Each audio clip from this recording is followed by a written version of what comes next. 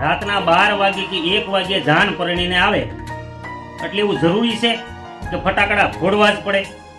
તમે ક્યારેય વિચાર કર્યો છે કે હજારો માણસો ગાઢ નિંદ્રામાં સૂતા હોય અને ધડીમ ધડીમ અવાજ આવે છે, એનાથી જાગી જાય છે, તો તમને શું લાગે કે એ નવદંપતીને આશીર્વાદ આપશે? ખાંડ ખાવ ખાંડ, નો બોલવાના શબ્દો બોલે. રાતના 12 વાગે છોકરા ઊંઘમાંથી ઝસકીને જાગી જાય, બેહી જાય અને એ જે કજિયો કરે છે, 2-3 કલાક સુધી સૂતા નથી, તો એનું પાપ લાગે. અને નવદંપતીનું સ્વાગત તો ઘણી રીતે કરી શકાય ને. આપણી પરંપરા છે, ઢોલ વગાડીને કરો, ઘેરે ઘણું બધું સજાવટ કરી, એની આરતી ઉતારી, અને એના ઘણા બધા રસ્તાઓ છે ભાઈ.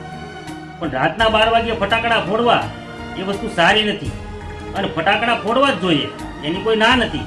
પણ આપણે લગ્નમાં વરઘોડો ચડાવતા હોઈએ ત્યારે મન ભરી અને ફટાકડા ફોડી દેવાય. રાતના 12 વાગે કે 1 વાગે ફટાકડા ફોડવાની શું જરૂર છે? તમે શું સાબિત કરવા માંગો છો? કે અમને બહુ હરખ છે એમ. પણ તમારા એકના હરખને લીધે હજારો લોકોની ઊંઘ બગડે છે, અને એ લોકો દંપતી જે પરણીને આવ્યા હોય ને એને આશીર્વાદ નથી આપતા, એને શ્રાપરૂપી ગાળો આપે છે, ગાળો. પણ જાન પરણીને આવે 9 થી 10 વાગ્યા સુધીમાં ત્યારે ફોડી શકાય. પણ 12-1 વાગ્યે આખું ગામ સૂઈ ગયું હોય અને એની ઊંઘ બગાડવી એ તો વ્યાજબી નથી.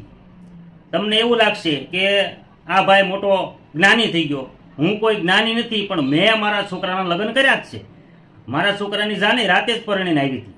મેં ફટાકડા નથી ફોડ્યા, કે નથી ઢોલી ઉપર 1 પણ રૂપિયો ઉડાડ્યો.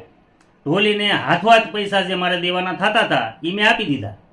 રૂપિયાને આપણે લક્ષ્મીનું બિરુદ આપ્યું, અને એ લક્ષ્મી આપણે મન ફાવે ત્યાં ઉડાડીએ તો શું એ વ્યાજબી છે?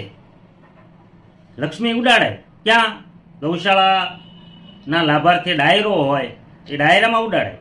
કારણ કે એક લક્ષ્મી એ માતા, અને એક માતા છે એ બીજા માતાનું કાર્ય કરે, એ સારી વાત છે, ત્યાં ઉડાડાય લક્ષ્મી. વરઘોડામાં, ફુલેકામાં, પાહામાં કે ઢોલી ઉપર કે બેન્ડવાળા ઉપર ક્યાંય પૈસા ઉડાડાય નહીં. એટલે સમજી વિચારી અને થોડું પગલું ભરીએ તો લોકોને અગવડ ના પડે. ધન્યવાદ.